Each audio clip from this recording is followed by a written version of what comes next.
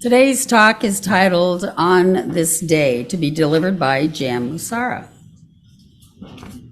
Jan Musarra, who we also know as Jan Calder and Jan Calderwood, does not have an identity problem. Rather, she has these three names because of the interesting and exciting life or lives that she has lived. Jan has been a member of our UU for at least 10 years, but has been a bona fide UUer her entire life. She just didn't know it until 10 years ago. She is also a musician, author, teacher, performer, director, mom, and grandmom, and she is happy to be speaking here today. Jan.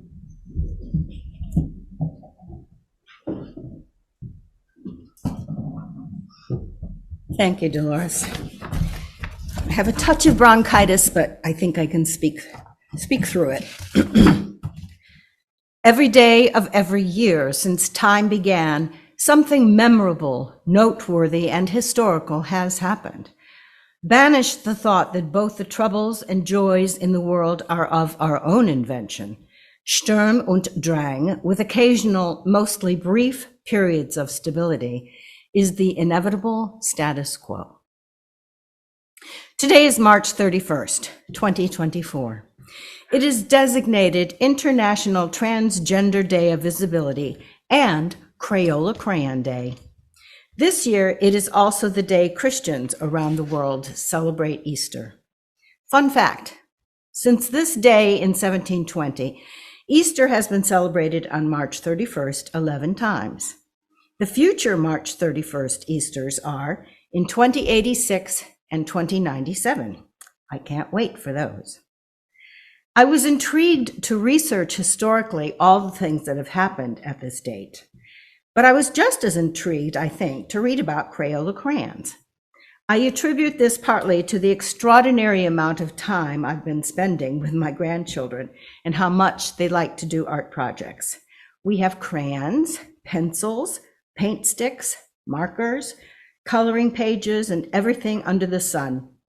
Anytime a product by a different name infringes on this Crayola territory, we are always offended by the inferior quality. If you have nothing to do sometime, Google the Crayola Crayon Company. You will be impressed by their commitment to sustainability and their environmental concerns, as well as their commitment to inspiring creativity in conjunction with social justice values. In their honor, I've brought along a box of colored pencils, and coloring sheets are over on the piano. You can take one. And Dolores did this yesterday. Didn't she do a fine job? Who doesn't like to color? In 1991, on this day, actor DJ Danny Bonaducci was arrested for attacking and robbing a transgender sex worker in Phoenix, Arizona. 30 years later, on March 31st, 2023, President Joseph R. Biden proclaimed the day the International Transgender Day of Visibility. However, that was not his first presidential move regarding this concern. Also on March 31st in 2021, 2 years earlier, he overturned former President Trump's restrictions on transgender people serving in the armed forces. At the same time, he, Biden, unveiled a $2 trillion infrastructure plan for the country, one of the largest in history. I was impressed to read Biden's proclamation of the International Transgender Day of Visibility, known as ITDOV, ITDOV, I guess. Here are a few excerpts from that proclamation. My administration has fought to end these injustices from day one, working to ensure that transgender people and the entire LGBTQ community can live openly and safely. On my first day as president, I issued an executive order directing the federal government to root out discrimination against LGBTQ plus people and their families. We have appointed a record number of openly LGBTQ leaders, and I was proud to rescind the ban on openly transgender people serving in the military. We are also working to make public spaces and travel more accessible. including with more inclusive gender markers on United States passports. We are improving access to public services and entitlements like Social Security. We are cracking down on discrimination in housing and education. And last December, I signed the Respect for Marriage Act into law, ensuring that every American can marry the person they love and have that marriage accepted, period. Meanwhile, we are also working to ease the tremendous strain that discrimination, bullying, and harassment can put on transgender children. This is what Nancy was talking about. More than half of whom seriously considered suicide in the last year. There's much more to do. I continue to call on Congress to finally pass the Equality Act and extend long overdue civil rights protections to all LGBTQ+ Americans to ensure they can live with safety and dignity. Together, we also have to keep challenging the hundreds of hateful state laws that have been introduced across the country, making sure every child knows they are made in the image of God, that they are loved, and that we are standing up for them.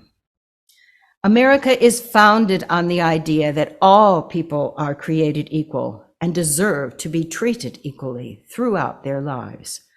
We have never fully lived up to that, but we've never walked away from it either. Today, as we celebrate transgender people, we also celebrate every American's fundamental right to be themselves, bringing us closer to realizing America's full promise. Because President Biden signed this proclamation March 31st, 2023, that makes International Transgender Day of Visibility exactly officially 1 year old today. In my research for this talk, I was dismayed to also note all the references to displacement and discrimination against Jewish people. I knew history was epic in that regard, but reading the catalog felt like a bell tolling as an augury. One such reference was on March 31st in 1492. Queen Isabella of Castile and King Ferdinand of Aragon issued the Alhambra Decree, which expelled Jews unwilling to convert to Christianity from Spain. And in 1745, also on this day, the Jews were expelled from Prague. These were only 2 cases of anti-Judaism, which later escalated to anti-Semitism. The first known and recorded instance seems to be from 410 BCE, when the Jewish temple was burned by the Egyptians. Then, in the 11th century, during the bubonic plague, 100,000 Jews, under the guise of suspiciously spreading of the disease, were put to death. And also in the 11th century, a fact hard to believe, Martin Luther, yes, the Martin Luther, who began the Protestant Reformation, wrote a pamphlet urging the slaying of Jews. This pamphlet was subsequently republished 9 centuries later, in 1935, by the Nazis. So it is no surprise that in 1944, on this day, March 31st, Hungary ordered all Jews to wear yellow stars. We know historically that on all the other days of the year surrounding that date, restrictions and atrocities much worse than wearing yellow stars ensued. Probably one of the most famous Jewish people in history is the person Jesus of Nazareth. The holiday of Easter, which is today, is a celebration of the defeat of death and the hope of salvation. I'd like to read an excerpt from the Hopedale Unitarian Parish in Oxford, Ohio, called The Spring-Inspired Word. Easter is a difficult holiday for Unitarian Universalists, probably the most difficult of all that recur in our liturgical calendar. It has mixed resonations, some pleasant, some troubling. That other Christian holiday that UUs like to visit, Christmas, also has deep resonations, but almost all of them are pleasant. The soft glow of candles in a darkened church, familiar and comforting music, colored lights in the winter night, what's not to like? Easter, like Christmas, is a compound of different practices, some pagan in origin, and some from different strands of Christian tradition. However, Christmas is much easier for us to enjoy. Giving birth is a non-miraculous human experience to which we all can relate. We can easily separate the associations we like from the myths that we do not accept: virgin birth, miraculous stars, heavenly hosts, and all of that. UUs of all persuasions seem to be able to do so. I've never heard a UU congregation that didn't look forward to Christmas celebrations every year. Easter's another matter. It is rooted in the same soil as the Passover, and the Passover this year occurs next month in April. Neither Easter nor Passover is a lightweight story. While in the end, they both become stories about redemption, joy, and new life, the dawn of that new life is reached only after a passage of hardship and grief. Christmas is much easier to take. Once you dismiss all of the mythic elements, the virgin birth, the star, the angels, and all of that, what you're left with is pretty commonplace. A baby's born. Happens every day, every hour. And what parents aren't convinced that their baby is the most special baby ever born, destined to change the world? Easter? That's another matter. If you explain away the empty tomb as a publicity stunt by his followers, then you really have nothing factual left. The Easter story, unlike the Christmas story, is not a commonplace event shrouded in myth. It's all myth. If one is to take it literally, it has to be a matter of faith, and that certainly is a choice that one can make. Many do. However, for we Unitarian Universalists, a community that places science and learning on the same level as faith and intuition, this is a choice that many of us will not make. But there are associations of the Easter season that do resonate for many of us, even if we have no use for literal resurrection claims. Jesus is regarded as one of the great teachers and prophets of humankind. His short ministry of perhaps 3 years changed the world, and not just by his teaching.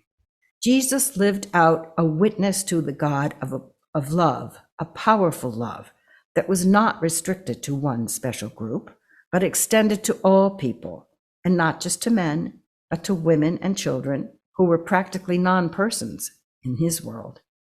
He lived out a witness that non-Jews, tax collectors, sinners, and prostitutes were not beyond the love of God, that the desperately poor, the physically deformed, and the mentally ill also had worth and dignity and were loved.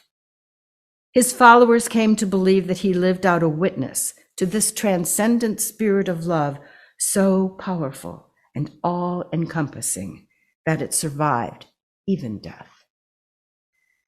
And so in the springtime of the year, when the sun that has been so cold and far away seems once again to draw close, when the earth that has seemed dead for months begins to warm and blossom, when our eyes that have been starved for color begin to see pastel blooms pushing through the brown dead grass, it's easy for us to associate the burgeoning of the season with the ministry of one who lived out a witness that the most powerful force in the universe, the spirit of creative love, is not narrow and frozen. It is instead ever renewing and alive, creating a circle of love that can call us to participate in making it even larger and more inclusive. It is in the nature of love to be unpredictable in what it asks of us, unpredictable in what it brings to us. Sometimes that unpredictability can be frightening. Because of love, the future can be unknown, even mysterious, but that can be good. What might you know about in your life about resurrection, about a stone rolling back, about the surprise of new life? Perhaps it was the end of a destructive, deadening relationship and the beginning of a new life, but at the cost, at least for a time, of singleness. It can be lonely to practice resurrection. Perhaps that stone rolling back was putting down the bottle. Perhaps that stone rolling back was a closet door, and the new life was that of a gay, bisexual, lesbian, or transgendered person claiming whole personhood for the first time. I can only imagine, as I have heard LGBTQ friends talk of this, the exhilaration, but also the anxiety that this new life must entail. It can be hard, risky work to practice resurrection. Resurrection, new life, anything that seems a miracle of any kind is not an unmixed blessing. It may be hoped for and at the same time feared. Sometimes the temptation to stay in that familiar tomb is very strong. It may be dark and silent, but we know what to expect. But let's not stay there. We have more courage than that. Let's embrace surprise. Let's step forth blinking in the light, joyful in the warmth and color, happy that the future, even though uncertain, can be ours to help shape. Let us be glad to be alive, sharing the day and the future. May it be so. That's the end of the Hopedale Unitarian spring-inspired word.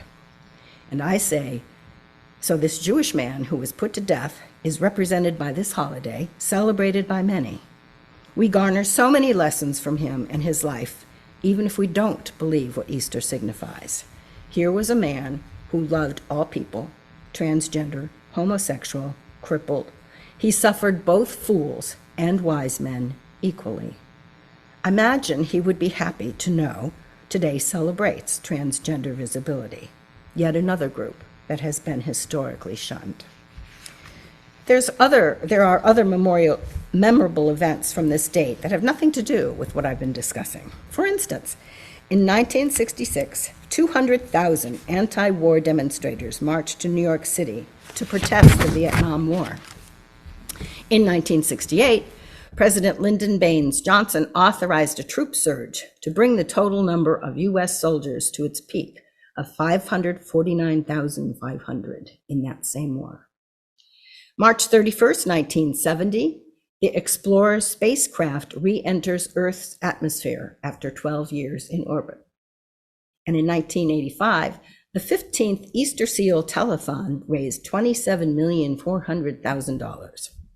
In 1988, Toni Morrison won the Pulitzer Prize for her novel, Beloved.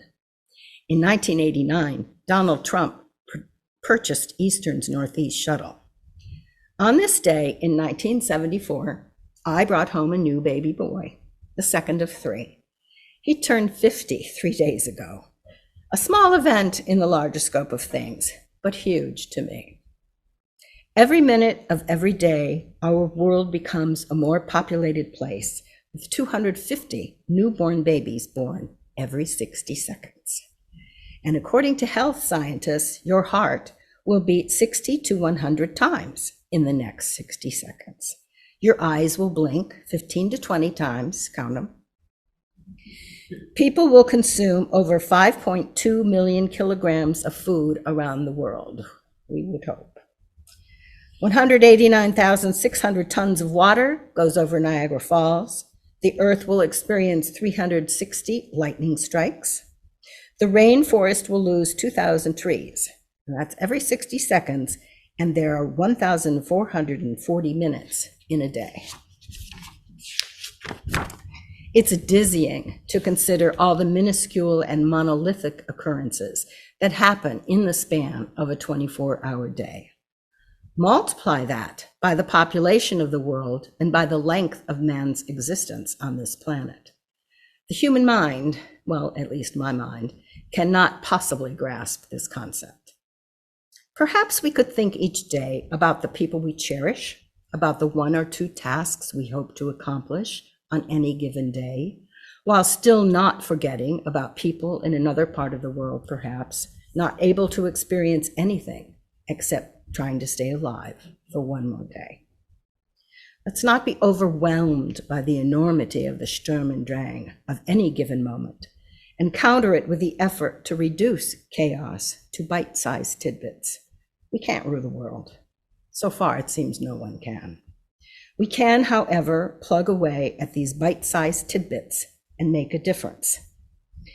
It's called the butterfly effect, the idea that a small butterfly flapping its wings can cause a tornado in Iowa.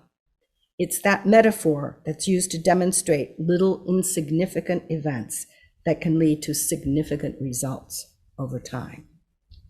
So we can go to sleep at night thinking, today I did this, and tomorrow I will do this and that. It's what I can do. And then we can take out our colored pencils and make something beautiful.